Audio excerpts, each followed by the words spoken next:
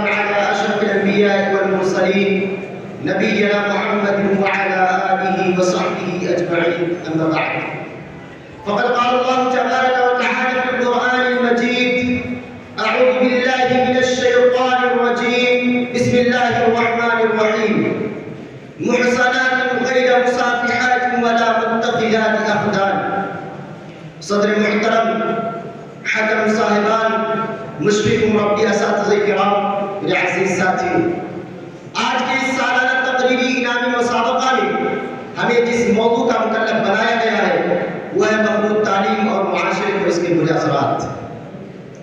سامعین، یہ جاننے سے پہلے کہ مخلوط تعلیم اپنے دامن میں فرد اور معاشرے کے لیے کس قسم کے مہلک جراثیم لے کر وارد ہوئی ہے، آئیے دیکھیں کہ تعلیم سے مراد اور اس کا مقصد کیا ہے۔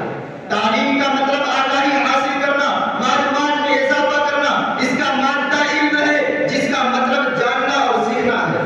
پروفیسر خورشید احمد لکھتے ہیں کہ تعلیم وہ مسلسل عمل ہے جس کے ذریعہ سے نئی نسلوں کی اخلاقی، ذہنی اور جسمانی نشو و نما بھی ہوتی ہے، اور وہ اپنے عقائد و تصورات، تہذیب و ثقافت کی اقدار بھی اس سے اخذ کرتا ہے۔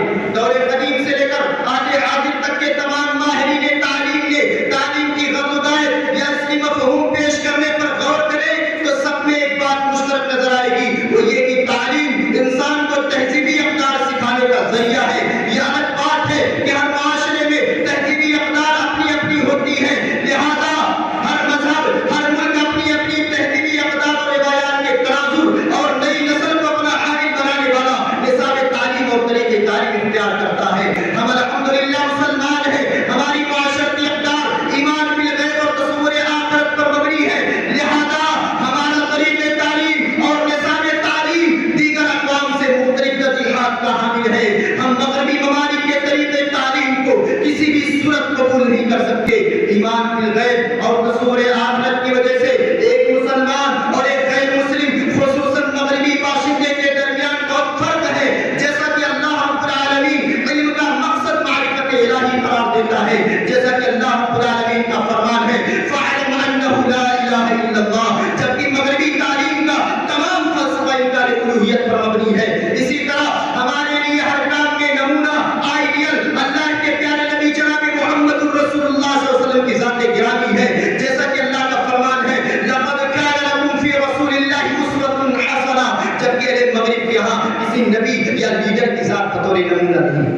میرے بھائیوں، یاد رہے معاشرہ کوئی بھی ہو، جب وہ دین فطرت کے دیے گئے اصول و قوانین میں سے ایک کو بھی روپے عمل لاتا ہے تو اس کے امن پرور اور سکون بخش اثرات اس کو بہرحال حاصل ہوتے ہیں، اور جب کوئی معاشرہ اسلامی اصول و قواعد سے روگردانی کرتا ہے تو اس کے ہلاکت کے اثرات اس معاشرے کو ضرور لپیٹ میں لے لیتے ہیں۔ میرے بھائیوں، مخلوط تعلیم چونکہ اسلام کے دیے گئے اصول مرد و عورت کے الگ الگ دائرے کار، الگ الگ صلاحیتوں کے حامل اور الگ الگ حقوق و فرائض سے متصادم ہے، لہذا یہ طریقہ جہاں بھی اپنایا گیا اس کے بد اثرات نے معاشرے کو اپنے نوکیلے پنجوں میں جکڑ لیا۔ چنانچہ مغرب نے اس طریقے تعلیم کو اپنایا تو بے راہبی، بہیمیت اور جنسی کرم بازاری نے کہیں کا نہ چھوڑا۔ بالآخر سمجھدار طبقہ اس نتیجے پر پہنچا کہ مرد اور عورت کا دائرہ کار الگ الگ ہی نہیں تو بہتر ہے۔ میرے بھائیوں، مخلوط تعلیم طلبہ و طالبات کے لیے اپنے دامن میں بہت سی فکری و عملی گمراہیاں اور تجربیاں لے کر وارد ہوئی ہے، جن کا احاطہ اس مختصر مضمون میں ناممکن ہے۔ آج مخلوط تعلیم کے برے اثرات ہمارے معاشرے پر بالکل آیا اور صاف صاف دکھائی دے رہے ہیں۔ طلبہ و طالبات مخلوط تعلیم میں ہمیشہ ایک دوسرے سے منفرد نظر آنے کی کوشش کرتے ہیں، اور اس کوشش میں اپنی سوچ، اپنی صلاحیت اور پیسے کو بھی خوب ضائع و برباد کرتے ہیں۔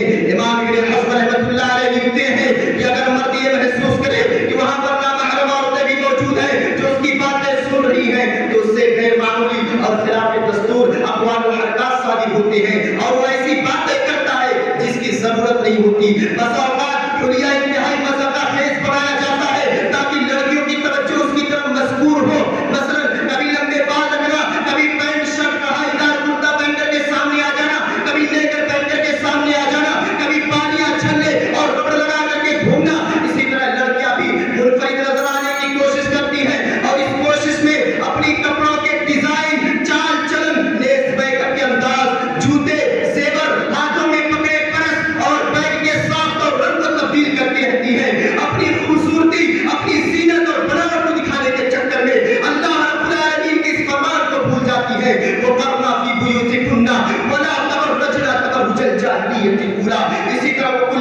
المؤمنات يغضضن من أبصارهن ويحفظن فروجهن ولا يبدين زينتهن إلا ما ظهر منها. میرے بھائیوں، مخلوط تعلیم نے آج ہمارے معاشرے میں گرل فرینڈ اور بوائے فرینڈ جیسی ملعون روایت کو عام کیا، اور اس قدر عام ہو گئی کہ 5 سال کے بچے بھی ایک دوسرے سے پوچھتے ہیں تمہارا بوائے فرینڈ یا گرل فرینڈ کون ہے. امت کے غیور نوجوانوں سن لو، امت مسلمانہ کے مرد اور عورت کے درمیان کسی قسم کی دوستی چاہے گرل فرینڈ کی شکل میں ہو یا بوائے فرینڈ کی شکل میں ہو حرام قرار دی ہے، اور محبت نامی فرینڈ شپ کو انتہائی بدترین اور کبیرہ گناہ قرار دیا ہے.